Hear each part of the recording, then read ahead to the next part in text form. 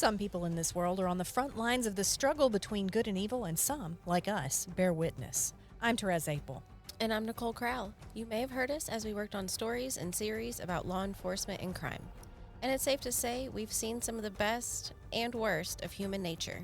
We decided there's no greater honor than bringing you the stories of the men and women who seek out the monsters, who speak for the victims, and who put the pieces together on some of the biggest Mississippi crime stories of our time. Welcome to Investigation Homicide. Hello, everybody. Happy Thursday. Welcome to Investigation Homicide. We're doing things a little bit differently today. I'm introducing, first of all, which everybody knows I don't like, but here I am. And today I'm accompanied with Amanda. Therese is out of town. So, hi, Therese. Do you know where Therese is? In Ohio, I think. All right. Yeah, Hello to Therese. Shout out to Therese. Yeah, but she today, left us completely unsupervised. She did. She did. So this week we were, it was our duty and our pleasure to find a guest. Therese left that up to us. So I'm very excited to introduce today's guest. We have Captain Christian Vance with the Jackson Police Department. I understand where Therese stutters now because I wanted to call you Christian, and then I have to go into Captain Vance. So, Captain Vance, how are you today? I'm doing great. Christian is just fine. All right. But, Captain does have a certain twang to yeah, it. it does. Yeah, it's It nice. does. It's I nice. like it. I like it. So, Captain Vance is actually the first law enforcement officer that I ever interviewed in my entire life. When I first started with Dark Horse, why? I feel so honored. You should be. I feel You so should honored. be because you changed my viewpoint. Thank you. Completely. Christian was the one. He was the point A of where I realized that cops can be good people. Man. And before that, I say all the time, I didn't grow up in a law enforcement family. I didn't really interact with law enforcement that much. I knew our security officer at the school. That's it. That's all. And when Therese hired me, I was like, all right, this is a whole new world for me. And I don't know how I feel about it. But I interviewed Christian, and I went back and I read that interview again last night. That's a good one. And it's a good one. I'm going to send it to you, and I encourage you to read it. Thank But we always start off kind of going into your background and how you got into law enforcement. So tell us a little bit about you. Oh, man. So I majored in criminal justice at Jackson State and graduated criminal justice and sociology in 2010. I started with JPD in 2011. But it does go a little deeper. I had a really bad experience with law enforcement when I was 17 years old. I was going into my freshman year at Jackson State, and it was typical. I mean, it's a lot of guys have had that same experience. A lot of young black men have had that same experience, and it left me with the feeling like, I can do a way better job than that. I can do a way better job than that, and I come from a family of, my mom is a therapist, my dad's a counselor, my oldest sister is a principal, the next sister is a teacher, my baby sister is a teacher, and so I grew up in a family of service, and sitting around the table and trying to figure out societal ills, and then also, as most people know, I'm the cousin of the late, great Lee Dan Vance, who is, I don't think he has an equal locally in law enforcement, to be the chief of police and to be the sheriff as well, and to kind of exude a community first type of approach to law enforcement, which I definitely adopted. And even going through the academy, Chief Wade was a sergeant of the academy when I came through. So it's deep, so Yeah. his mentorship and the mentorship of Lee Vance, and my field training officer was Tyree Jones, who's the sheriff. You know what I mean? So Yeah. it's almost like, if you wrote a script, nobody would believe it. So these giants of law enforcement had me, when I was 21, 22 years old. Little baby. And I was nothing but teeth and ears. I didn't have a mustache. So, they really were instrumental. But I'm a Jackson guy, Peoples, Murrah High School, Jackson State, and JPD. Through and through. That's it. Amanda, have you ever had that feeling that you kind of look around and knew before you were a law enforcement officer that you could do a better job? Yes, I have that feeling while I'm in law enforcement. There you go. But, I think that feeling doesn't it doesn't come from an ego. It comes from a desire to serve and God giving you a gift to be able to see that there's a need and that you believe that you can fulfill that need. Absolutely. And so I always commend people who they get that feeling. They're like, you know what? I'm doing it. Absolutely. Yeah, that thought does run through my brain like once a year. I'm like, should I be a police officer? And then I think about it and I'm like, nah, I'm good. If I could do it without like all the crazy stuff, I would. But if I could just kind of pick and choose where I go Some to. do. So today we're going to talk about something a little bit different. We actually don't have a specific case to talk about, and we can always bring one up if it comes up naturally. But what we're going to do is we're actually talking about youth initiatives, community outreach, and kind of how to bridge that gap between the community and law enforcement, because I think that you have done a wonderful job about it with it. Thank you. Just how much I know you love your city. And that's what really impacted me that first time was just he talked about how much he loved. I remember specifically you said you love every blade of grass Every in Jackson. Yes, and I was indeed. like, oh my gosh, like this is a person who truly wants to serve their community. Yeah. So tell me kind of how you got started in the youth initiatives. Is it because of what happened to you man. or? It goes back, even that goes back a little bit further. So I, like I said, grew up in West Jackson, and there's a community center, the John and Very May Perkins Foundation, right on Robinson Road. And we used to, go there play basketball, go to the summer camp. And then I started volunteering out there. And this is as a teenager, like 17, 18. And I also grew up at New Horizon Church out in South Jackson. I was doing similar things. And then so coming on the police department, my first few years, 21, 22, 23, when I got to about 26, I started helping Chief Wade out with PALS. And because the Police Athletic League, we have a basketball team. You came to one of the great games. I went to Buzzer beater. Yes. We got history. That was so much. That's what I'm saying. And that's why I was so excited. And history. I want to throw this in when I texted Christian. I was like, hey, we have to get a guest on. And I really want it to be somebody that I know and I can kind of chit chat with and it not be intimidating. So please. And he said he would love to. So yeah, we go like. She came to a game. I'm talking we were like triple overtime. It was great. So fun. How great. old? They were like 9. Yeah. Oh yeah. And now those same kids now are like 14, 15, because my Solomon is 14 now. He's a freshman at Murrah. Yes. And he was in the 5th grade or something like that then. And so, helping Chief Wade out with that and something that he's now handed to me. And then I started the Firm Foundations when I was about 27 years old. It was a nonprofit, and we're still kind of active now, but we worked in that same community I grew up in. We worked in the West Jackson community, doing Bible study, weekly Bible study, partnering with other people, feeding the kids and things of that nature.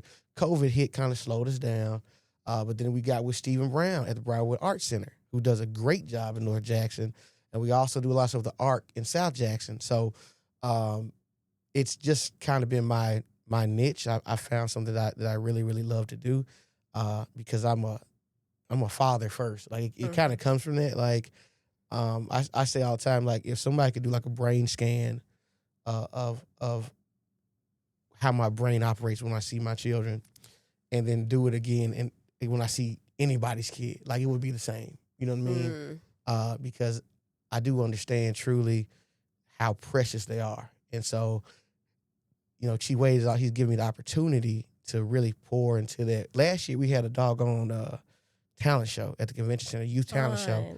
It was lights out. First place got $1,000. Second place got $500. Third place got $250. And then we raised enough money to give every kid a prize. Oh. And so we had like a green room for the kids and everything. So all the contestants sat in the green room. And shout out to Kroger on 55 because every time I need something, they come through. And so Kroger provided all the food for the kids. Oh. And I had Captain Loney, who's a great captain. He's in Precinct 2, one of my best friends. Him and my little sister escorted the kids to the back. It was crazy. I love it. It was crazy. And I was joking with the kids.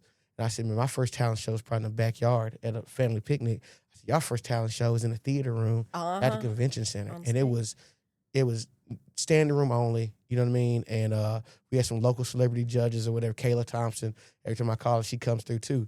But that's the other thing is that I have found a lot of people, they want to do good things. They just don't know how to plug in and how to fit in. They don't know. But I'm going to ask for a favor. I'll call you, Hey, we're doing this. Hey, we're doing that. And it's just, it sounds so cliche. A lot of stuff I say might sound cliche. but it's so true that they are the answer. And there'll never be a time in our life where they're not the most precious thing. And if we're looking for Jackson to be what Jackson's supposed to be, because first of all, Mississippi will never be what it's supposed to be until Jackson's what it's supposed to be, and I believe that with all my heart. The answer is pouring into these babies. And I'm talking about 4 or 5 years old. Mhm. We had 4 summer camps this summer, and we had over 200 kids throughout the summer come to summer camp.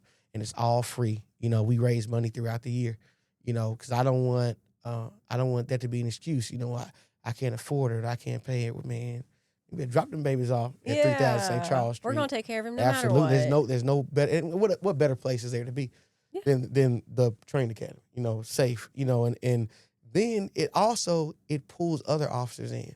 You know, Yeah. because I had to do for a young guy what Chief Wade did for me, and find the next young man or young woman that's gonna take over Pals and take over the talent show and take over.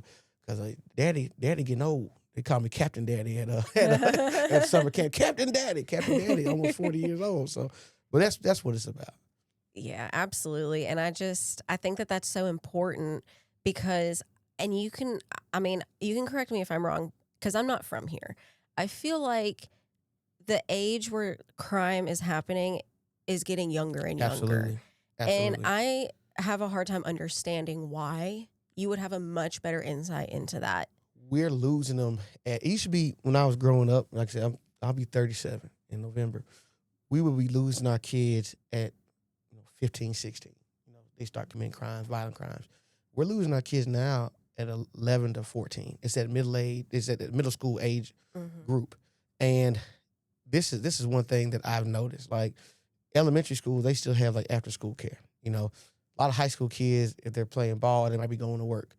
Those middle school age kids, if they're not in the band or playing ball or something like that, they're getting out of school and they're left to their own devices from 3 to 6. You know, that's a long time at a very impressionable age where you have access to all these different things that we didn't have access to. I was still playing outside when I was 12, 13. We coming in when the street lights come. We down the street hooping or whatever. And so it's very, very important now to reach them even earlier, you know, because it's easier to be a part of their life, you know, when they're 5 or 6 or 7 than to interject when they're 13. Because even if they stray, they can always come back home, you know. And that's I'm not a preacher. I probably cuss and fight too much, but I'm a preacher's son, you know. And you know, the story of the prodigal son is very, very true. You know, if we can, show them love early on, and even if they stray, they can come on back home. You know, I've had a couple of young men in my program that had, you know, tough past where my first meeting with them, they were on the wrong side, you know. But now you bring them in, you keep them with you. Now those guys are the ones, Mr. Vance, what do you need me to do? Put these chairs up, put these tables down, you know, can I come to the academy? Can you open the gym up? And something my dad taught me is some people need to be nurtured into discipline. You know what I mean? So I come from a household of discipline. Yes, sir. No, sir. You know, discipline's not a problem to me. But I also got hugs and kisses and, you know, this and that. So when you run into youth, you know, that's 13, 14, and they haven't been taught any discipline, but they also haven't been loved on either. You can't, your first inclination and notion can't be rigid. You know, it's got to be some nurture. It's got to be some love. And that's how you bring them in. And that's why they can always come back home. You got to set an environment when they can always come back home. And that's kind of, at the police academy, we do a lot of stuff. We train officers. We do a lot of stuff. But we do so much in the community, too, that they know, hey, man, can you open the gym up? I want to work out, or I want to play basketball. Let me just get on the track, or whatever the case may be. And that's a beautiful thing. Any other thing that we do, Jackson got a lot of problems. We need to fix the water. We need to fix infrastructure, all these different kind of things. And that's well documented. But it's all for naught if we don't sow into these babies. So, do y'all do any community outreach or youth programs? Clinton doesn't have anything per se, but it is, I think it's kind of the responsibility of a police officer in general to be able to connect with kids or to see a kid and see how they're struggling. Maybe they're running away, maybe they're, doing drugs or whatever, and not see them at face value for the bad decision that they've Right. made, but kind of look at it and see like what led them here. A lot of times this stuff is learned behaviors. Kids come into the world innocent. And so they learn these behaviors, whether through video games, television, Right. or the people that have surrounded them, the community that has taken them in because their parents are having to work 2 and 3 jobs because it's more expensive to live than the wage can catch up with. And I mean, literally, I've dealt with a case where a kid went to a gang member because that was their family. Yep. That was the person that showed them love. Yeah, and I've heard that before, is like that's the first person that they like even kind of took them in general. And I think you may have said that, and I think you said it takes a village to raise a child, and it also takes a village to destroy a child. Yes. Both are true.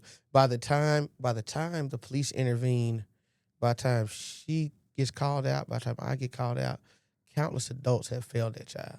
Mm-hmm. Countless adults have failed their child, and it's incumbent upon us. And I tell it's incumbent upon us to create an environment that's conducive for their social, academic, emotional growth. That is the responsibility of every adult. And when we do that, then they have a responsibility to us to give us the absolute very best. But I cannot ask for your best if I have not set an environment that can bring it out. And so every little thing we do, just like she stated, every officer should feel that way. Should when you see a kid, not see their problem, but see maybe what's causing that problem. And I think it was Henry Thoreau, one of the guys who signed the Declaration of Independence, said that all men not want something to do, not to do, but all men want something to be. And so when you can show a kid something to be, it doesn't mean an officer, but you can show them something that raises their expectations. I had a guy, it was a high school coach, said to me one time that the way you change the world is you make your world smaller. Mm-hmm. And it's so true. And I'll keep that with me forever, because we think about the world in terms of these 7 billion people on this rock spinning in space. But that's not the truth. You have your own experience. You are a world into yourself. You have your own experience. You are a world into yourself.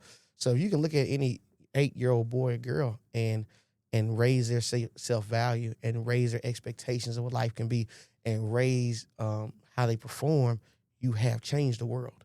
You have changed their world, and you have given them something to be.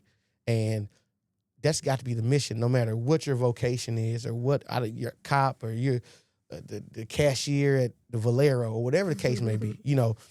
When you come across a child or anybody in the community that's in need, that should be your aim. And I had a time earlier in my career, man, when I was about 26 years old, and I think every officer gets like this at some point. I'm sure you have, where you feel like, man, what am I doing? Like, it's not making a difference. Everybody, it happens. It's like a career, and that's like this delineation is like, okay, what am I gonna do now? Either I'm gonna quit, or I'm gonna be a sorry officer that just kind of goes through the motion, or I'm gonna find a way to be impactful. And I was so low, man. I was depressed, man. And I was like, man, what am I? I'm spinning my wheels. I'm like, I'm pouring water in a bucket with a hole in it. And then my dad, the preacher, took me to the parable of the sower of the seeds, where, the sower of seeds, you throw the seeds out, some get eaten by birds, some get choked up in the weeds, some take root, but the soil's too shallow, some get burned out by the sun, but some take root and grow. But no matter what happens, you gotta keep throwing the seeds out. You throw the seeds out and you can't even watch. Don't even worry about it. Mm-hmm. And what the seeds for me represent was love. And my dad told me, man, just love everybody come across your face. Everybody, just love them. And if it catches, it catches. If it doesn't, it doesn't. But there's other people out there, that are also doing the same thing. So you can't put it all on your shoulders. Just make your world smaller. Love whoever's in front of you. Do your job to the best of your ability, and eventually everything gonna work out. And it sounds too hopeful, and but No. that's how I feel. I think that's how if people could kind of sway more that way a little bit, I think that a lot of people would be happier in their profession maybe a little bit. You have to find that thing no matter what that you do like. Yep. Even if you're day to day, like nobody's going to wake up every day and be happy. Mm-mm. But if you can wake up and be like, this is what I'm doing to change the world, Right.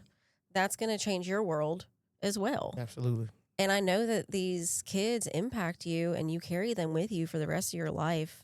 Is there like a certain story or a certain instance that has just kind of really stuck with you that you kind of go back to? Oh man, I had a kid. I'm glad you said I had a kid who played basketball with me for several years, and he's 11 now, and his mom came to me and was like, he's messing up in school. This was a couple of years ago, and he's getting in trouble every day. And so at practice, I was running him extra. It's just that's what practice is for. Hey, what that baby doing? Grandma come, hey, he messing up. All right, I got something for him. So we can run extra suicides and that. So he's running, and it's not phasing him at all. He's upset. So I stop him and I man, don't cry, Chris. And I ask him, what's going on? He says, man, I feel so alone. He's 9. Heck. And he had a couple of hard deaths that happened in his family, his older brother, his father, And so I called my son in there, who they all look up to. Everybody wants to be like Solomon. I called my son in there and I told him, I said, brother, we can't replace your family at all, but we can add to your family. And we love you and we're here for you. And I told Solomon, get his number.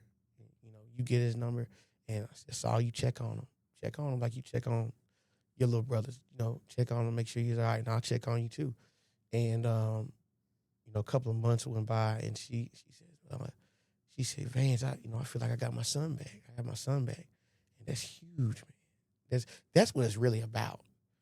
When I think Chief Wade started PALS, I think 18 years ago, man. He started that program 18 years ago, and he handed it off to me probably about 4 or 5 years ago.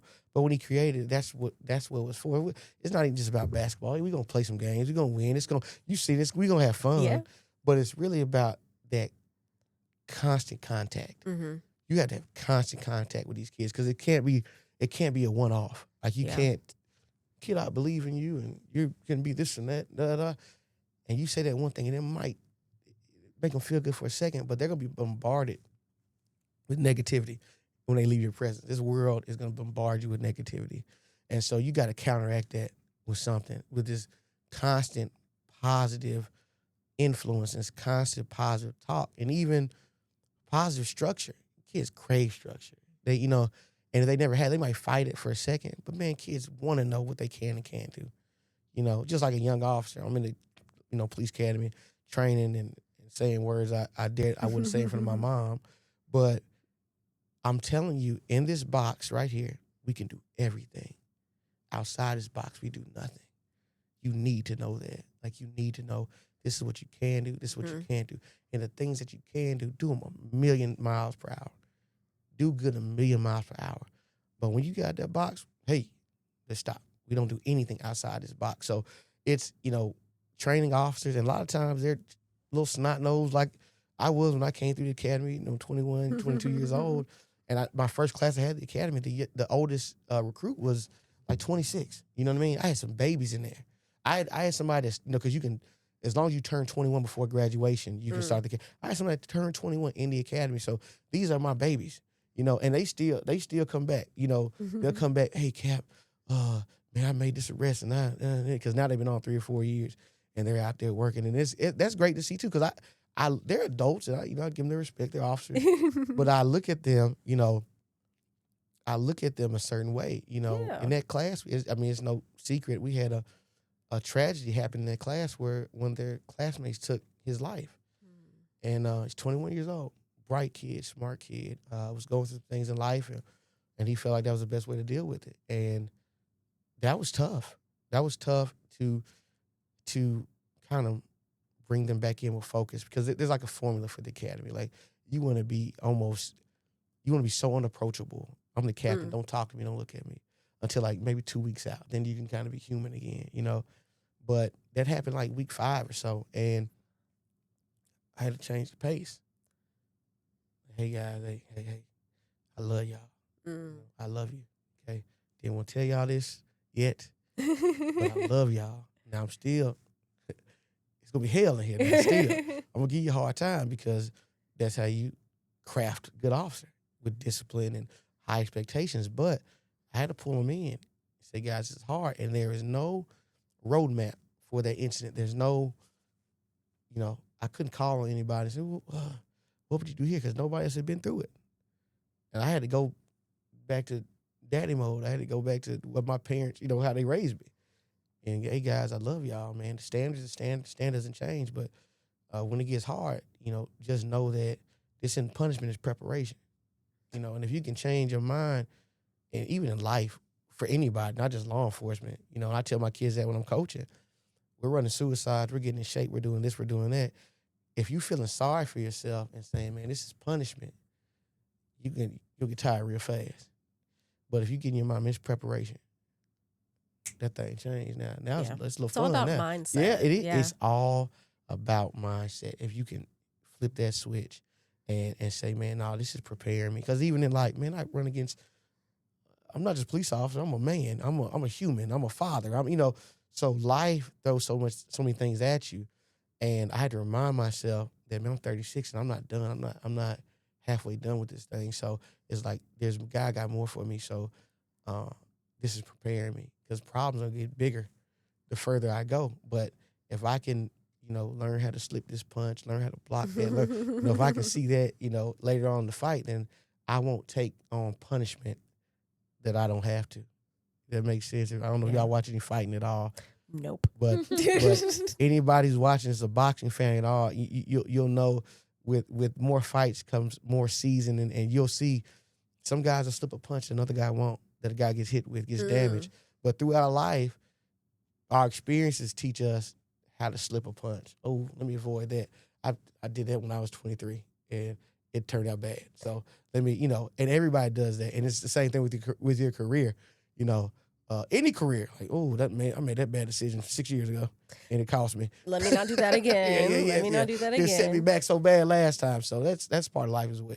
Yeah, and you just kind of like, you have to transfer that knowledge. And I know we've all been young before, and we're all like, I know everything. How do you get through to them when they're not just like normal, happy teenagers? Part of it is that I'm a kid from the neighborhood. You know, part of it is I grew up not a mile away from police academy. You know, I'm just a kid from West Jackson. I told my kids when I die, they can sprinkle my ashes on Lynch and Ellis. Like, I'm just a kid from West Jackson. So, but the difference is a lot of times, I grew up in a household with a whole lot of love and a whole lot of support, right? So a lot of kids I run into, they're not grown up in a household. And what I had to tell them is, man, hey, let me give you this. You know, let me give you love. Let me give you a place to be. Let me give you somebody to look at and emulate, anything like that. And I just feel like if we continue to, like I say, bombard them with this positivity, like just bombard them. They have no choice. With love. You're going to get this love. You're going to get this love, you know. You like it and it's just great. Like, a lot of, you know, Chief Wade has really kind of set the stage for JPD to do this kind of work, because with a different chief and different leadership, we wouldn't have this opportunity, because it's not just me. We have Detective Collins. She does a great job with the kids. We have our community engagement team, Gallion and Yarber, Patrick, Williams. They do a great job. And my staff at the training academy. When we're not training, they're engaged with the kids like I am. But with a different chief, with different leadership, it'll just be in service, which is cool. Train the officers. That's very important to put out the best police product we can. But like G. Wade says, we're not going to arrest away the problem, brother. Like, you know, it's impossible. You know, so what we can do is sow these seeds, because, I mean, these kids will not be 8 forever. You know what I mean? Right. You know, I have watched a wave of children. My son, his whole little group of friends that started playing with him when they were 5, Man, they're 15 now. It's crazy. Yeah. And they're wearing sweatshirts in the summer. Like they're all nuts. I don't know what they're I training. don't know. I feel like I used to do that too, but I don't Golly, know. you're I feel crazy like too. yeah. Oh, I'm still yeah. I dropped him off at school today, man. I dropped him off at Murrah today. He got a hoodie on. I was like, brother, it's 86 degrees, man. But that whole little crew, man, is and now they're playing ball. They're good students, and another thing about it is not just the impact that we get to make on the kids. When you impact that group of kids, and then you see them starting to hold each other accountable. That's now, where it changes. Now you're cooking. Yeah. You're cooking now. Yeah. Because now I can step back. I have a group of friends that started the Fern Foundation with me, and we're all from West Jackson. We're from Sub 2. We're from Lynch Street. We're all from West Jackson. And we all went to school on scholarship. We all graduated with honors. You know, one's coaching at James Madison now. We were all one played basketball at Jackson State, one played football, one played baseball, and I was just getting grades. But we held each other accountable. Even in school, even at Jackson State, when our grades came out for the end of the semester, man, pull them grades up. We weren't worried about our parents. Yeah, pull them grades up, man. A C, you got a C. Like it's like that. And even now, we work out. Don't skip, man. Don't skip a rep. And we're 37 years old, but it started when we were 12 or 13.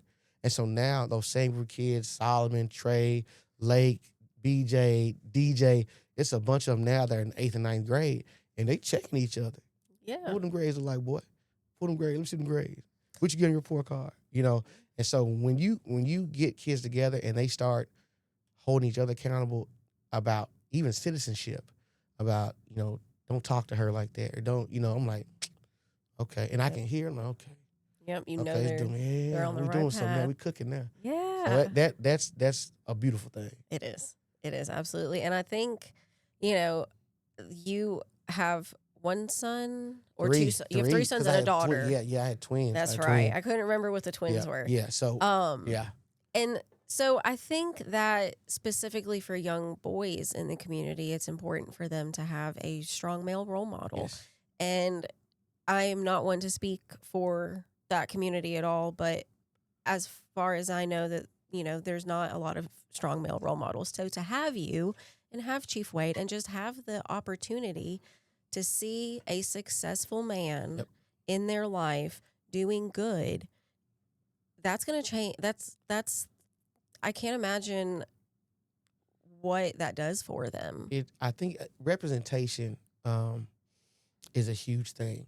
Yeah. And so growing up, I think kids, they have a little bit better now. But when I was growing up, of course, my dad is my hero. But if I didn't have a dad like him, just in media, just, growing up 80s, 90s, I would not have seen a lot of black men, on TV speaking, or politicians, or successful. I'm talking about even fictional, like, the representation just wasn't there. I think it's getting better now, but people don't understand what representation does, especially if you've never had to worry about it. You know what I'm saying? Right. I see me all the time, Yeah. But to be successful, to be strong, to be kind, to be courageous, to be gracious, it's it does something for a young man. It does something for a young man. I think one of the greatest things that ever happened for a young man is to find somebody to emulate, or find somebody you respect, and then to grow into a man that he respects. And that's like, my dad told me when I was, I think, 27, 28, and he said, son, I wouldn't follow a great many people, but I'll follow you anywhere. I'm like, I can do anything now. My dad said he'd follow me anywhere. I got a lot of awards and medals and stuff, plaques and stuff. Oh, nothing compares to my dad saying, son, I'll follow you anywhere. And so to have that and to be a man that is worthy of admiration. Not perfect, nobody's perfect, but for people to admire you and admire what you do and admire how you carry yourself. And the thing about it is what I get joy doing is encouraging other people. It edifies my heart to tell somebody, man, you're doing a great job. You're so smart. You're so capable, and believe in yourself, and to see it click and to see them believe in themselves and say, oh man, look what I did. I said, man, I knew you could. I wasn't lying to you. I knew you could do it, man. Keep it up, and I'm telling you that's going to change the world. It already is. And I feel like, I know that this love that I have for Jackson, for the place I call home, is unnatural. I have an unnatural, it makes no sense. It makes no sense. But I believe that,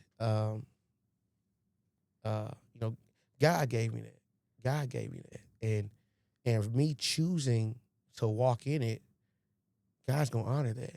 And so I'll get to see, and I'm already seeing, but I'll get to see before I die, I'll get to see the fruit of this love. I'll get to see the fruit of this dedication. I'll get to see it.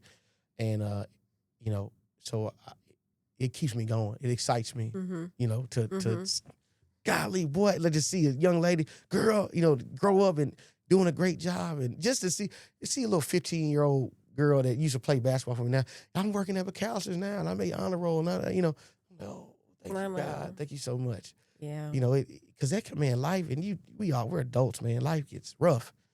Life gets, goodness gracious. Yeah. But when you dry, and you just need a drop of love, drop of water, and you see a kid that you poured into, and they're doing great. Or they went down the wrong path and they came back home. Like, oh, golly. It's the greatest. There's really not a feeling other than that. In my little service to community is that I teach horseback riding lessons, right? And I've been teaching these three. I only have three right now because I kind of cut them back. But these three girls have been coming to me for almost 5 years, each of them. And they're all there for different things. And there was a point where, they tell me some stuff and I'm like, do I need a degree? Like, do I need to get certified for the things that they're telling me? Because all I do is listen. But I hear over and over, especially from one of them, is, she looks up to you so much and just thank you for being there for her. And she doesn't have, she got dealt a tough hand in life. Right. And I feel for her. And every day is different for her. Every time I see her, some days she's just mad. Right. And nothing really, she's just kind of mad. And I get it, but my little service is letting her go brush a horse. And by the end of that hour, she feels a whole lot better. And she knows that somebody loves her. And she knows that I'm going to be there for her. And, I think that might be what's missing. Like, if you feel bad about life, Yep. go volunteer at a children's something. Yes. And just go listen to a kid, listen to their point of view, hear what they have. And they're funny, too. Yep. They're so funny. I was not this funny when I was a kid. These You kids may are have different. been. They are These built kids are different. And sometimes they'll say things, and I'm like, that's like legitimate comedy. Right. Legitimate comedy. I'm using that on the show. Yeah, right? I need to start writing it down. I've always wanted to kind of write it down or do little TikToks of them because man. they're hilarious. And when they come out of their shell Yep. and they finally become who they are, and even if that's a bad emotion, even if they are mad, Yep.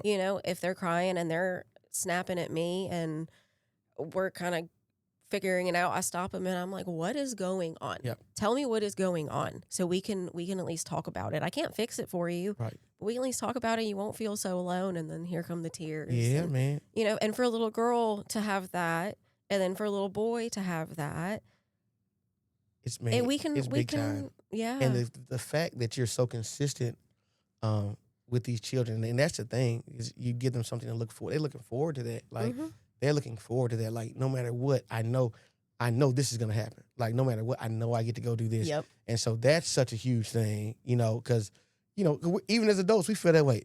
If you have a routine, if you bowl on Wednesdays or whatever you do, oh, I know Wednesday's coming no matter what, Yep. And so to have that consistency is, it's funny because the boys get mad at me because I kind of come at the boys and girls different, So I'm the only boy. I have 4 sisters, and then I reversed. I got 3 boys and 1 girl. So with the boys, it's all expectation. It's hey man, this is what I expect. Do this, do that. I keep them busy. And with the girls, it's hey sweetheart, how you feeling? You feeling okay?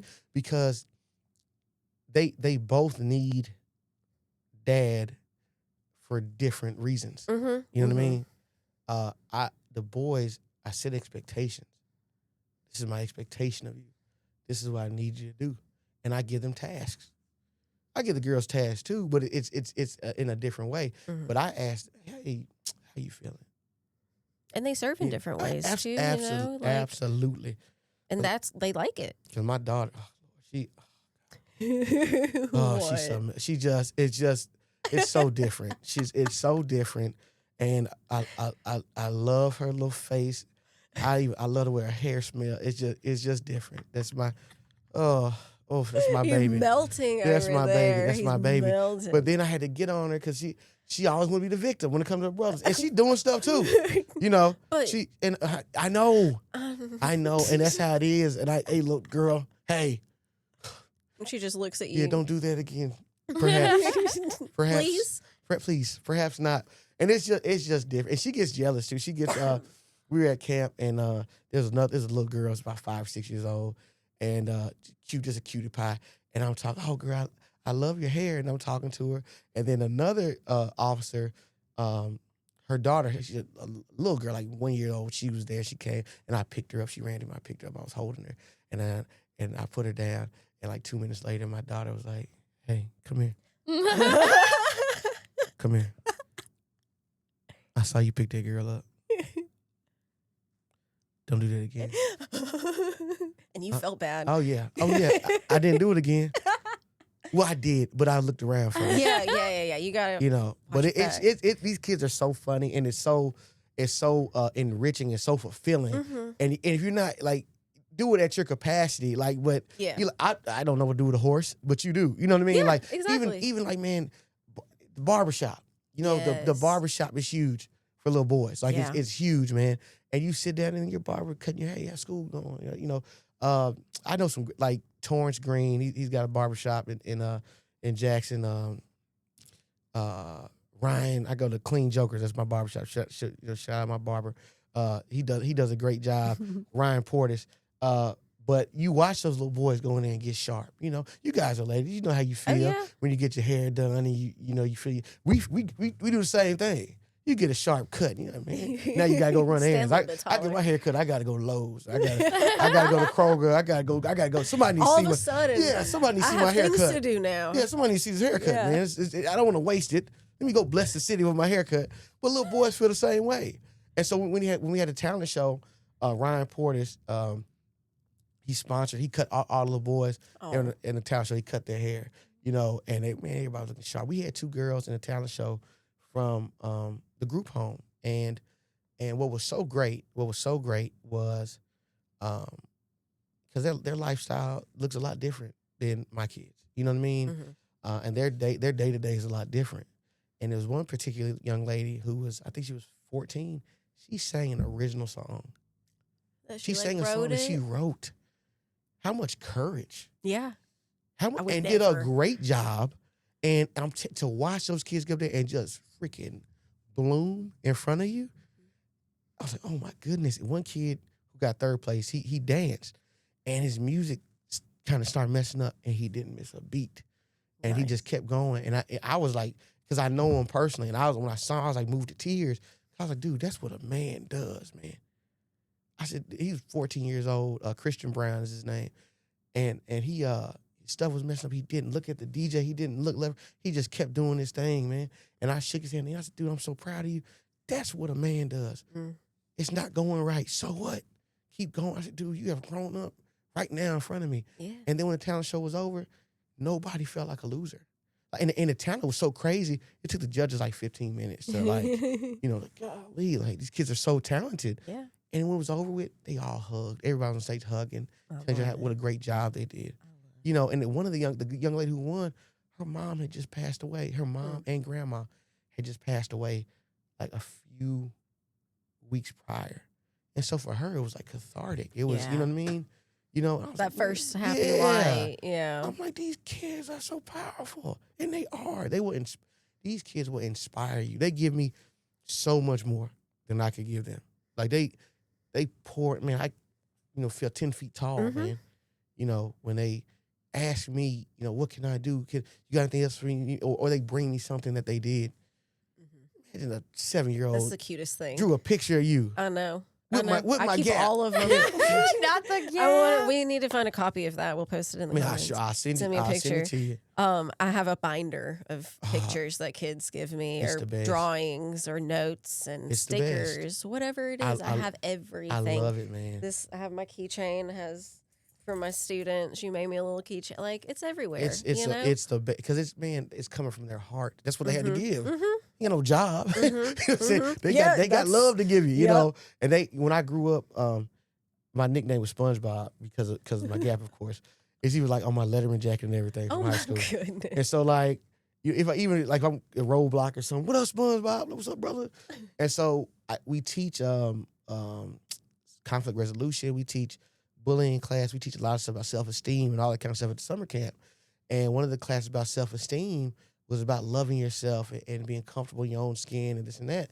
And I told them a story about how I got my nickname, SpongeBob. And so now it's cool to be out somewhere. What up, SpongeBob? There's some little 8-year-old kid. What's up? What's up, baby? You doing all right? You know, because I said, man, me and my homeboy, we were joning, we were talking about each other, this and that. And he's like, oh, SpongeBob looking so-and-so. And look, the girl in the back of the bus, she said, I think SpongeBob is cute. I said, well, SpongeBob it is, baby. And so I just embraced it, man. I remember being like 10th grade, and they were like, went to the dentist, and they were like, you want to get braces? And I was like, can I keep if I get braces, do I keep my gap? They were like, no, dude, like, that's the point. I was like, no, we going to ride with this. Yeah, we going to ride it out, baby. Yeah, we going to ride it out. So all that we teach these lessons, all these, PowerPoints, we do all these classes, and it's all about loving yourself. And when you love yourself, you put yourself in a position to love other people. And that's kind of what we're trying to do for these kids, man, build them up so they don't feel the need to tear anybody else down. They don't feel the need to fill a hole with something else. That's all, man, crime, all this stuff. You're trying to either earn respect or earn love or earn things. You know what I mean? You're trying to earn something. We young kids committing crimes or fill a hole. I don't want you to fill a hole. I want you to be loved, and I want you to, first by yourself, and then I want you to love other people and put yourself in a position to be a great person. So, and I know I got to go. I know. We're wrapping it up. I was waiting. I'm watching the clock. Don't worry, Amanda. Sorry. Do you have any other questions? I think that you really said it best. That you're changing the world. Like you're giving these kids the opportunity to change the world. You're teaching them the biblical principles of being a husband and being a wife, whether they are married or not. You're teaching them to be leaders and to, like you said, pour out the love into other people because you're going to get it back. Yeah, and that's awesome. I'm going to need them when I'm old. Somebody going to take care of me. That's right. That's right. They'll be there. You're going to have a whole herd of them. Yes, I need them. Out there at your hospital room, just waiting in line, trying to feed you hot dogs? I don't know. Tapioca pudding. Tapioca pudding. Right. You pop off some pudding. Yeah, that's right. That's right. Captain Daddy. That's it. Captain Daddy. All right. We're going to close it out. Is there anything else that you would like to say? Man, really, Jackson first. Jackson always. I love the world. I love Mississippi. I love this, but I love Jackson very much. And any Jacksonian that watches this, and we gonna bring it back. Yeah, I believe that. And all I want you to do, if you're a citizen of Jackson, is find and figure out what your contribution is. Figure it out, because we need you. If we didn't need you, you wouldn't be here. So that's it. Awesome. Perfect. Thank you guys for joining us today on Investigation Homicide. This was a little bit of a breath of fresh air. We didn't talk about anything disturbing today, and that to me is nice because that's what I like to do. So I hope y'all enjoy the episode. If you would like to listen to the full episode, you can download our episode on any of your favorite platforms. You can follow us at Investigation Homicide on any of your favorite platforms, Facebook, Instagram, TikTok. You can follow me, you can follow Therese, you can follow Amanda. You can go, if you need any help, you're in the Jackson area, please reach out to one of us. Please reach out to Captain Vance. And like he said, we got y'all. Hope y'all have a great day. Gotta plug one more thing. I'm so sorry. Plug it. We got the next season's coming up for Pals, for basketball. Do it. So talk to them listen. Okay, 3000 St. Charles Street. 3000 St. Charles Street. That is a training academy. or you can call me at 601-960-1378. So we have a 12U team, a 10U team, and an 8U team.